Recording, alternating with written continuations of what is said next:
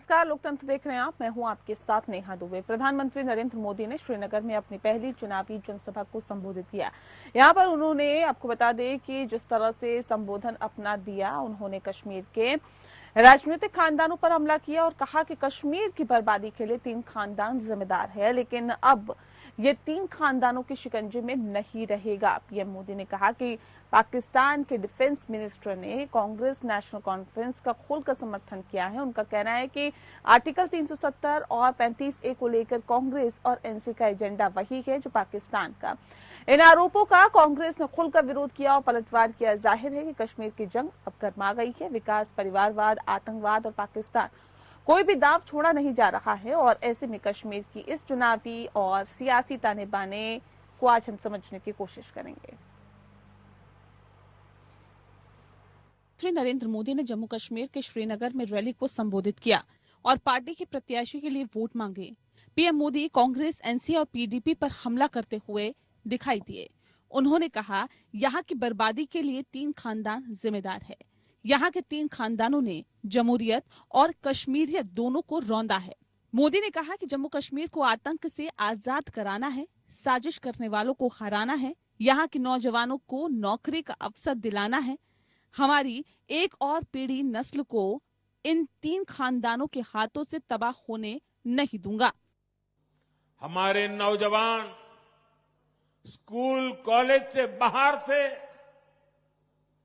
पढ़ाई से दूर थे और ये 3 खानदान उनके हाथों में पत्थर थमाकर खुश रहते थे। पीएम मोदी ने कहा कि भाजपा जो कहती है वो 100% पूरा करती है। हमने संसद में कहा कि जम्मू कश्मीर फिर से राज्य बनेगा और भाजपा ही इस कमिटमेंट को पूरा करेगी। इन लोगों ने अपने फायदे के लिए हमारे बच्चों का फ्यूचर, उनका मुस्तकबिल बर्बाद किया है। प्रधानमंत्री नरेंद्र मोदी ने गुरुवार को जम्मू कश्मीर में 2 जनसभाएं की। उन्होंने कटरा में कहा कि कांग्रेस और नेशनल कॉन्फ्रेंस को लेकर पाकिस्तान में बहुत उत्साह है। वहां इन दोनों पार्टियों की बल्ले बल्ले हो रही है। इनके घोषणा पत्र से पड़ोसी देश बहुत खुश हैं। पाकिस्तान में कांग्रेस नेशनल कॉन्फ्रेंस के अलायंस की बल्ले बल्ले हो रही है। पाकिस्तान में इनके मैनिफेस्टो, इनके घोषणा पत्र से पाकिस्तान बहुत खुश नजर आ रहा है, जो पाकिस्तान का एजेंडा है। It will show that this government, this ruling party is clearly instigating, inciting and igniting hatred, a terrible invitation to violence against a constitutional leader of the opposition. This is the tragedy of Indian democracy. It is of course a tragedy of the ruling party, but above all it is a tragedy of the Indian democracy. Jammu Kashmir में 10 साल बाद विधानसभा चुनाव हो रहे हैं। 2019 में article 370 हटाने के बाद ये पहला विधानसभा चुनाव है। बहरहाल तीनों दलों को निशाने पर लेकर बीजेपी कश्मीर में एकला चलो की नीति अपनाती दिखाई दे रही है। Bureau report. और चलिए, इस विषय पे आज हम तफसील से चर्चा करेंगे। खास मेहमान हमारे साथ मौजूद है, उनसे आपका परिचय करा देते हैं। इस वक्त हमारे साथ शांत प्रकाश जाटव जी, नेता है भारतीय जनता पार्टी के, बहुत स्वागत है आपका। राकेश सिंह यादव जी हमारे साथ है, प्रवक्ता है कांग्रेस पार्टी के, बहुत स्वागत है आपका। और मोहम्मद अनाज जी इस वक्त हमारे साथ जुड़ गए हैं, जो कि पीडीपी के नेता हैं। सर, आपका भी बहुत स्वागत है। इस खास कार्यक्रम की शुरुआत शांत प्रकाश जाटव जी आपके साथ करते हैं। सर, क्यों आप लोगों को ऐसा लगता है कि इन 3 पार्टियों ने, इन 3 खानदानों ने जम्मू कश्मीर को बर्बाद करने का काम किया है? इसी बात को प्रधानमंत्री नरेंद्र मोदी ने भी आज कहा। ये हमें नहीं लगता कि पूरे कश्मीर वहाँ के आवाम को लगता है। उन्होंने पिछले 35 साल में इसको झेला है। जिस तरीके से पिछले 35 साल में 3000 दिन कश्मीर बंद रहा, 8 साल कश्मीर बंद रहा। आप ये लगाएं कि पिछले 5 वर्ष में जब से धारा 370 खत्म की गई है, तब से 5 घंटे के लिए भी बंद नहीं हुआ है। इसको कहते हैं परिवर्तन, और ये हमने करके दिखाया, मोदी जी ने करके दिखाया। और वहां पर जिस तरीके से आतंक से जूझ रहा था कश्मीर, उस आतंक से जो है मुक्त कराने में भारतीय जनता पार्टी ने मोदी जी के नेतृत्व में वहां पर काम किया और काफी हद तक हम उसमें निजात दिला भी पाए हैं और थोड़ा बहुत कहीं कसर है तो उसको हम जड़ मूल से खत्म कर देने वाले हैं। और इसी के साथ साथ वहां पर जिस तरीके से जो नौजवान बच्चे, आप ये समझ लो जो 30 साल पहले जो बच्चा पैदा हुआ आज वो अनपढ़ है, पढ़ने की स्थिति में नहीं, क्योंकि वहां पर स्कूलों की व्यवस्था ठीक नहीं रही। आज उन बच्चों को बेहतर तरीके से जो नए नौजवान बच्चे, जो हमारे नए बच्चे जो हैं, उनको पढ़ाने के लिए वहाँ पर अच्छी व्यवस्था की जा रही है। ठीक है। तमाम तरीके के रोजगार वहाँ पर व्यवस्थित किए जा रहे हैं। वहाँ इंडस्ट्रीज मतलब इन तीन पार्टियों ने, इन तीन खानदानों ने जम्मू कश्मीर को आगे नहीं बढ़ने दिया। राकेश सिंह यादव जी, देखिए सीधे सीधे आरोप सीधे खानदानों पे लगाया जा रहा है और ये कहा जा रहा है कि कांग्रेस, पीडीपी और एनसी के ये तीनों पार्टियां ऐसी हैं, परिवारवाद इनमें है और इन खानदानों ने जम्मू कश्मीर को आगे बढ़ने से रोका है, बर्बादी की कगार पर लाके खड़ा कर दिया इन तीनों पार्टियों ने।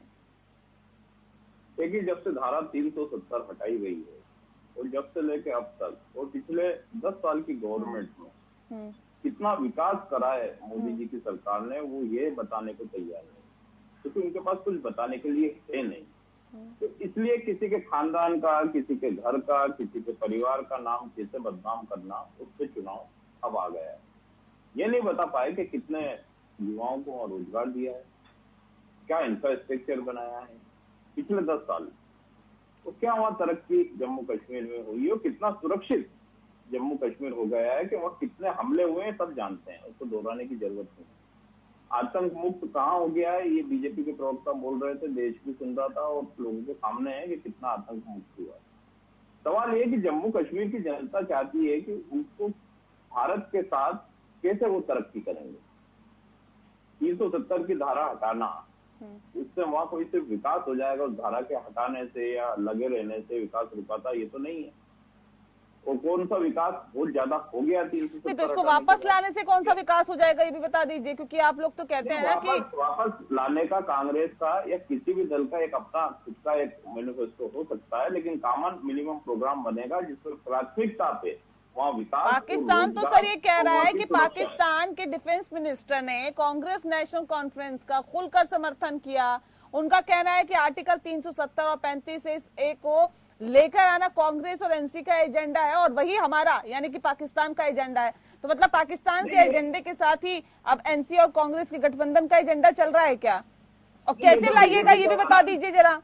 ये तो पार्लियामेंट में पास हुआ है ना, कि कैसे वापस लेके आइएगा। आप सुन तो लीजिए, बोलना तो दीजिए। हाँ। बीजेपी का राजनीतिक एजेंडा है, मोदी जी का राजनीतिक एजेंडा है, जो पाकिस्तान से यहाँ के दलों को बदनाम कराने के लिए वहां से बयान दिलवाते हैं। ये पुराना खेल है राजनीति का, कोई नई बात नहीं है कि उस देश ने ये बोल दिया। भारत आज उस स्थिति में है कि वो बोले कि पाकिस्तान के डिफेंस मिनिस्टर ये बोले तो वो बोल देंगे। तो बिरयानी खाने तो यही गए थे ना, क्यों नहीं बोल देंगे। अच्छा, जन्मदिन मनाने यही गए थे। कांग्रेस का कोई प्रधानमंत्री तो ऐसे नहीं गया था किसी के यहाँ भूखे लेके। जिसके ऐसे संबंध होते हैं कुछ भी बुलवा सकता है, बहुत सामान्य बात है। और देश भी समझता है, जनता भी समझती है कि पाकिस्तान से मुकाबला कांग्रेस ने कैसे करा। इंदिरा जी जब ठीक है, मैं मोहम्मद अनायत जी करूँ उससे पहले शांत प्रकाश जी, अब पाकिस्तान के डिफेंस मिनिस्टर से अब भारत बुलवा रहा है क्या कि कांग्रेस और एनसी का जो गठबंधन है उसका विरोध करें, उसकी खिलाफत करें? देखिए, बड़ा ताज्जुब की बात है कि जिस तरीके का ये जो इनके प्रवक्ता हैं कांग्रेस के, वो इस बात पर टिप्पणी कर रहे हैं। आप इस चीज को समझें कि जो मुख्य रूप से जो एजेंडा कांग्रेस का था, पाकिस्तान का जो था, उसमें बहुत बड़ी कुठाराघात हुआ, चोट लगी है और सही मायने में वो यहाँ पर आतंकवादियों को भेज करके यहाँ पर जो आतंकवाद को पुष्ट कर रहा था उस पर चोट लगी है। तो 370 को हटाना उसका मकसद है ताकि वो भारत में अपने जो आतंकवादी गतिविधियों को बरकरार रख सके। और कांग्रेस ने जिस तरीके से, आप मणिशंकर अय्यर जी का बयान देखो ना, उन्होंने क्या कहा था कि आप मदद करेंगे तो मोदी को हम हटा पाएंगे। और पाकिस्तान में ये बयान दिया था, ये बात बोल रहे ना कि बिरयानी खाने गए, मणिशंकर जी ने वहां पर जाकर के ये बयान दिया था कि आप मदद करो तो हम मोदी को हटा पाएंगे, मोदी को हटाना जरूरी है। इस वक्त में वही पीड़ा जो है वो सीधी तौर पर दिखाई दे रही है। और जिस तरीके से नेशनल कॉन्फ्रेंस का जो एजेंडा है 370 और 35A को हटाने का, उसमें कांग्रेस का जो सहमति है वो हर सूरत में उन आतंकवादी ऑर्गेनाइजेशनों को, अलगाववादी ऑर्गेनाइजेशनों को पुष्ट कर रही है जो भारत में आतंकवाद को किसी भी रूप में फैलाना चाहते हैं। ठीक है मोहम्मद अनायत जी, देखिए तो सीधे सीधे आरोप लग रहा है, भारतीय जनता पार्टी आरोप लगा रही है, देश के प्रधानमंत्री जब दौरे पे जाते हैं तो पीडीपी का भी जिक्र करते हैं कि आप लोगों ने बर्बाद कर दिया। जी नेहा जी, थैंक यू। तो उनका तो ये तो मोदी जी ने कोई नई बात बोली नहीं। जब भी जम्मू कश्मीर के बारे में बात होती है वो तो उनके पास बोलने के लिए वो कुछ नहीं है, सिर्फ वो अपना 3 परिवारों के अपने उसमें लगे हुए हैं और उसके सिवा उनके पास बात करने के लिए कुछ है नहीं। आप देखिए कि पहला विजिट उनका जम्मू कश्मीर में जो हुआ था, दैट वाज इन पहला विजिट मैं बोलता हूँ इस साल में, जो हमारी इलेक्शंस की प्रतिक्रिया जो शुरू हो गई थी, दैट वाज इन मुझे लगता है फरवरी में था 2024 में। और वहां से आज तक जितनी बार भी वो यहाँ आए हैं, उन्होंने अगर कोई वहाँ पे जो रचा हुआ है, जिसको क्या बोलते हैं ना, वो जाप जो कर रहे हैं, सिर्फ एक ही जाप कर रहे हैं, वो 3 खानदान जो है, इन 3 खानदानों, और देखिए बादशाह का क्या प्रयोग कर रहे हैं कि इन 3 खानदानों ने जम्मू कश्मीर को लूटा। तो उसके बारे में तो उसके आगे तो उनके पास बात करने के लिए कुछ है ही नहीं, क्योंकि पिछले 10 साल से और ये 15वें तीसरे इनका टर्म में आ रहे हैं। यहाँ पे मैं बार बार बोलते आ रहा हूँ, आज भी बोल रहा हूँ, हमारे यहाँ पे कांग्रेस के स्पोक्स पर्सन है, उन्होंने भी बोला, और यही नहीं है सारा देश बोलता है और ये हकीकत है, इसलिए बोला जा रहा है क्योंकि इस पिछले अभी 15 साल होने जाएंगे इस टर्म में। तो 15 साल में यहाँ पे तो आप देखिए डायरेक्टली जो बीजेपी का कंट्रोल है उसकी गवर्नमेंट है, तो आप देखिए कि वो 10 साल का उनको हिसाब देना है, 15 साल को उनको हिसाब देना है, तो उस हिसाब देने के लिए उनके रिपोर्ट कार्ड पे तो कुछ है नहीं, तो इसलिए वो पूरा ध्यान बटाने के लिए तो उनको तो कुछ ना कुछ तो कहना ही पड़ेगा। और यहाँ पे अगर आप देखिए जो भी काम हुए हैं, तो एक भी काम गिनाइए। यहाँ पे यूनिवर्सिटीज हैं, किसने बनाई? यहाँ पे एम्स था, सोवरेन इंस्टीट्यूट किसने बनाया? मेडिकल कॉलेज पहला था, सबसे पहला किसने बनाया?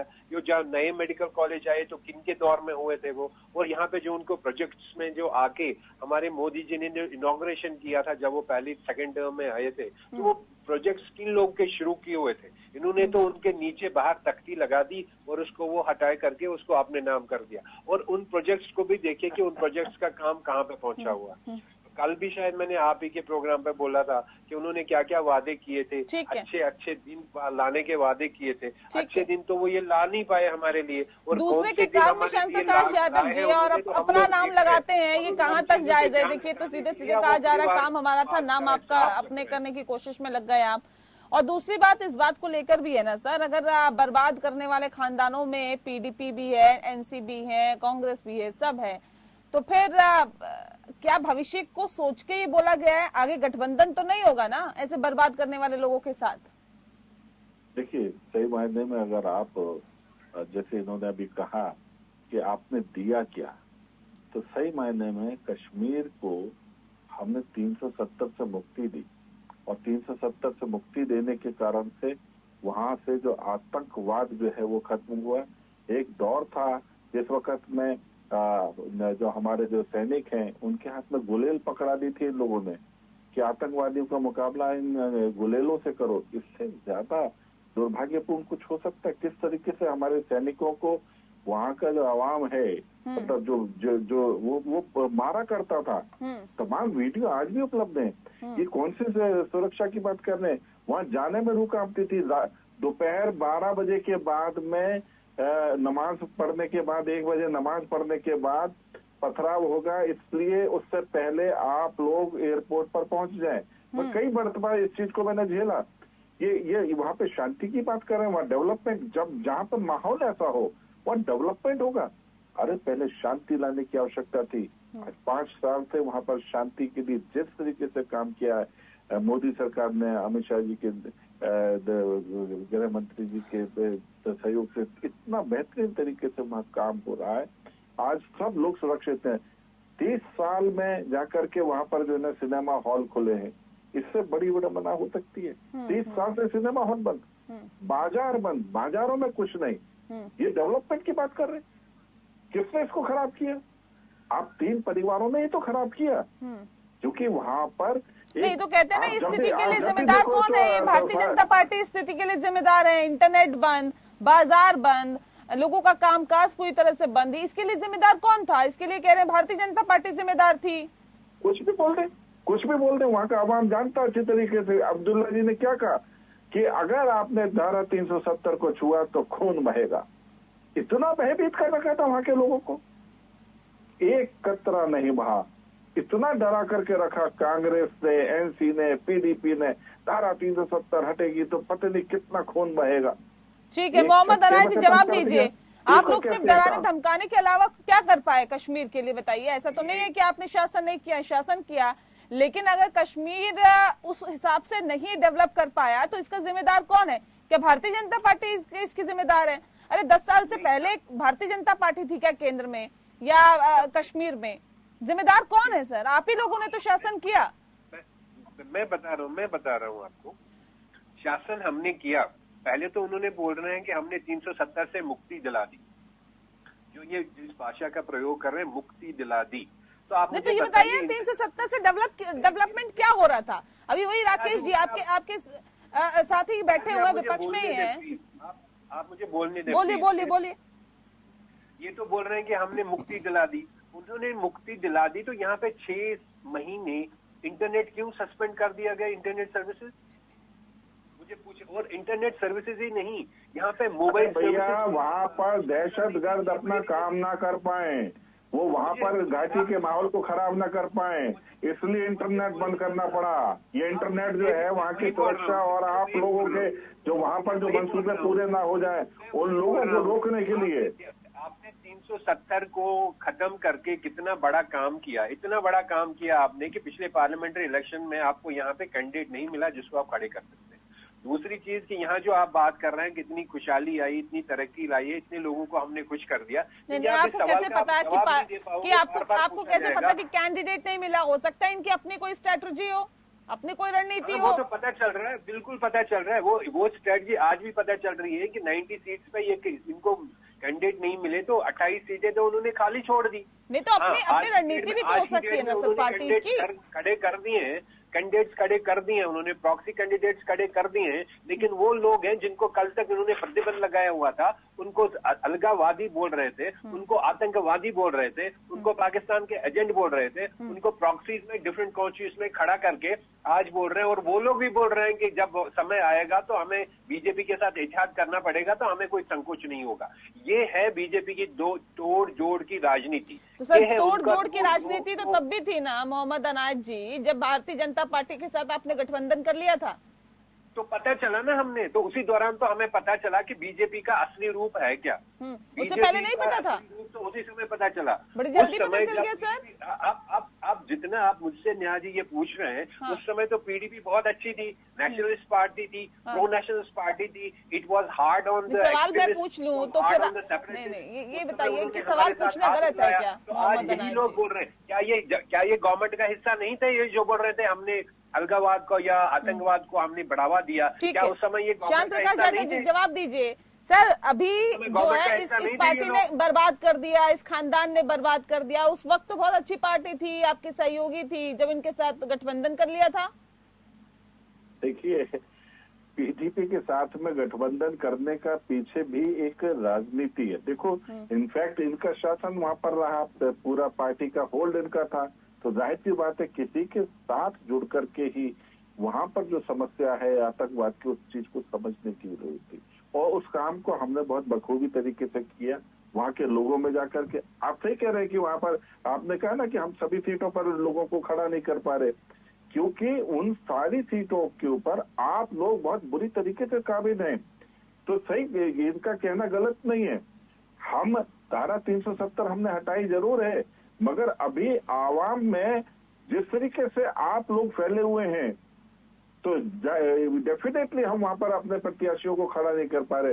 वो हमारी शिकस्त नहीं है, वहां पर ये मालूम है कि यहाँ पर अगर हम अपने प्रत्याशियों को खड़ा करते हैं तो आप लोग जिस तरीके से वहां पर एक माहौल बना करके चले हैं अब तक, आप ही का शासन है ना लगभग पूरा समय, तो अभी सारे बिल्कुल आप जो है ये जो बात बोल रहे हैं, हम वहाँ पे प्रत्याशी को हम नहीं वहाँ पर जो है ना वो देना चाह रहे, मगर वहाँ पे ठीक है। अच्छे प्रत्याशी अगर मिलते हैं तो उनके साथ में सरकार बनाने में हम पीछे गुरेज भी नहीं करेंगे। हमने ठीक है, 12 ठीक है। राकेश सीटों पे सिंह यादव जी, अपने प्रत्याशी खड़े ये किए। छोटे छोटे दल जहां पर भारतीय जनता पार्टी ने अपने प्रत्याशी खड़े नहीं किए या फिर निर्दलीय जो है वहां पर वो क्या वाकई एक बड़ी भूमिका निभा सकते हैं, और क्या उनका भविष्य में प्लान भारतीय जनता पार्टी को सपोर्ट करने का हो सकता है?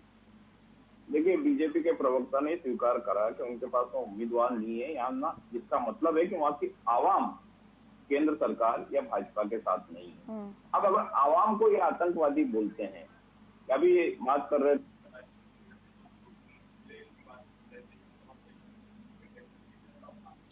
सर, आपकी आवाज हम तक नहीं पहुंच पा रही।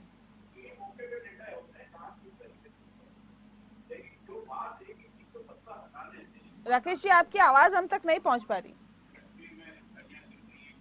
चलिए, लगता है आवाज नहीं पहुंच पा रही, कुछ टेक्निकल फॉल्ट है। बहरहाल बहुत शुक्रिया आप सभी मेहमानों का हमारे साथ इस खास चर्चा में शामिल होने के लिए। लोकतंत्र में फिलहाल के लिए इतना ही। नमस्कार।